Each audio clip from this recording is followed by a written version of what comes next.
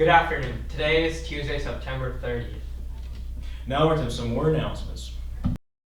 Good afternoon, CVHS. Today's weather is looking like a high of 77, a low of 62, and it's going to be cloudy. Tomorrow is a high of 70, a low of 51, and it's going to be sunny. Keep on the sunny side, Bucks. Here comes the sun. Here comes the sun.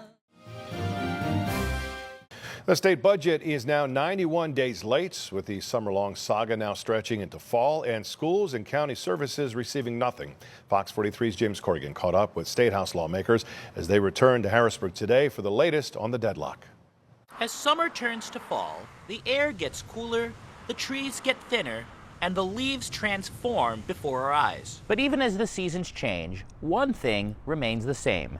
There is still no sign of a state budget. I did not run for office. I did not seek to serve to be part of a dysfunctional government. State Representative Justin Fleming is among the many frustrated lawmakers who have heard from schools and county leaders in their districts that they cannot hold on for much longer without state funding. They're telling me they're okay for another month or so with fund balance. I'm hearing from constituents who have small businesses that do work for the state that are going to close, perhaps. The State House returned to session this week with little to discuss on the budget, with talks ongoing with the Republican-controlled Senate. Republican House Appropriations Chair Jim Struzzi says his party remains focused on reducing state spending. We have to make sure that we are being responsible with taxpayer dollars. And as we currently stand right now, the spend number is still too high for what our revenues are expected to be. And with 91 days gone by, negotiations continue to stall, despite Republican Senate Majority Leader Joe Pittman indicating on September 10th that things could be finalized in, quote, the next several days.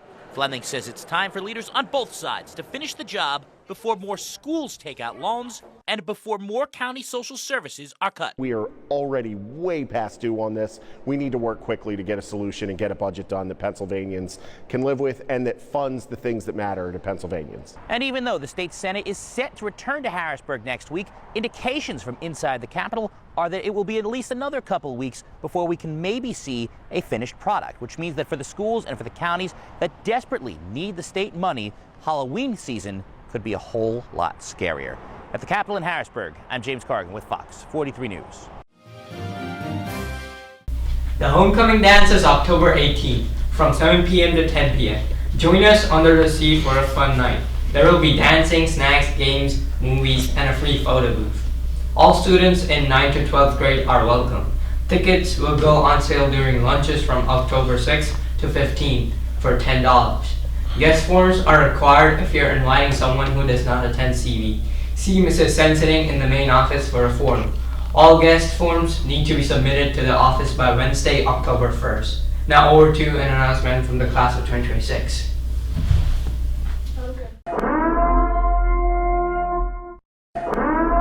This message will self-destruct in 10 seconds.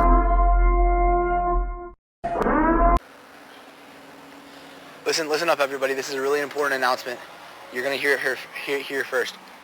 There's going to be a more important announcement tomorrow with more details. But this Saturday, October 4th, from 9 a.m. to 12 p.m., in front of the school, there's going to be a car wash hosted by the class of 2026.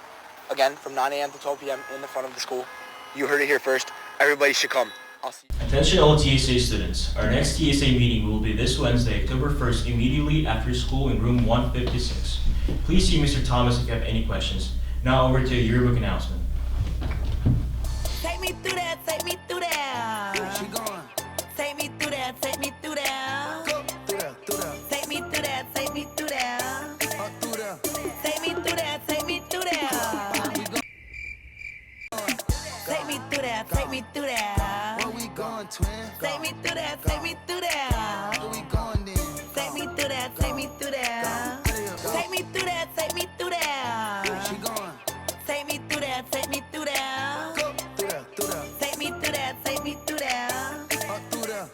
Take me through that, take me through that. Where we going? Take me through that, take me through that. Where we going, twin? Take me through that, take me through that. Where we going then? Take me through that, take me through that. We going. Take me through that, take me. It's time for the first raffle of the year. Want to get a free HOCO ticket?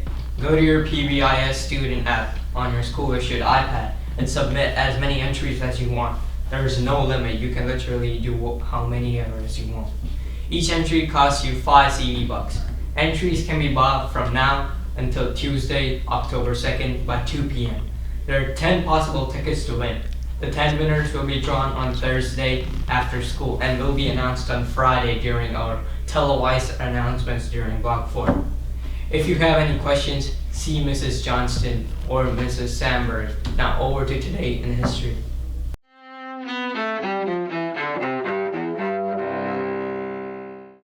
September 30th, 1946. Judgment in the German city of Nuremberg more than a year after World War II ends. That's where an international military tribunal finds nearly 24 top Nazi leaders guilty of war crimes. More than half are sentenced to death and hanged. 7 defendants get prison terms, 3 are acquitted.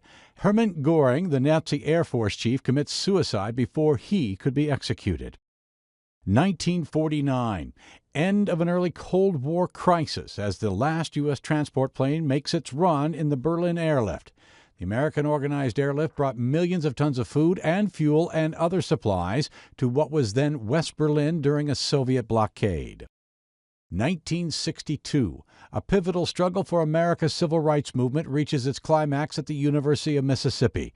That's where James Meredith, under federal protection, succeeds on his 4th try in becoming the first black student to register for classes. He's admitted after deadly riots on campus leave 2 people dead, and President John F. Kennedy puts National Guard troops under federal command to try to restore order. Americans are free, in short, to disagree with the law, but not to disobey it.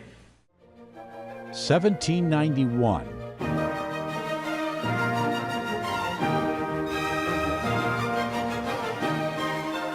The Magic Flute, the opera composed by Wolfgang Amadeus Mozart, premieres in Vienna, Austria. And 1955. You're tearing me apart! Actor James Dean is killed when his car smashes into another on a California highway. The rebel icon was just 24 years old. Today in History, September 30th. Tim McGuire, The Associated Press.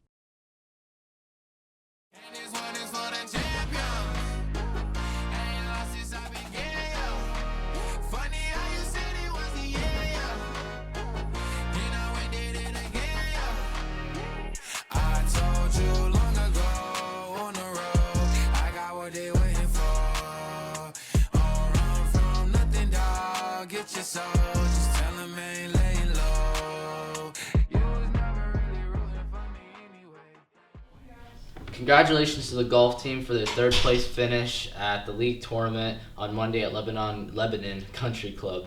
4 golfers qualified for the District 3 tournament. Thomas Kolonzinski had a 76, Andrew Kolonzinski had a 78, and Cash Landis had a 78, and also Tyson Schaub had an 83. These 4 young men will compete on Thursday for a chance to advance to the state tournament. It's a pretty big thing. So, varsity girls field hockey defeated Mannheim Central 1-0, making their record 15-1, closing on their Section 2 title. And also, girls tennis defeated Lancaster Country Day 4-3. So it's a big win. So, congratulations. Sports for today are JV and varsity girls volleyball is away at E-Town, JV at 6 and varsity at 7. JV and varsity boys soccer is home against Garden Spot. JV at 6 and varsity at 7:30. Varsity boys and girls cross country is away at Hempfield, girls at 4:45 and boys at 5:15. Good luck, Bucks! That's all the announcements we have for you today. On behalf of WCBH, this is Shamil alongside Harsh. Have a top Tuesday.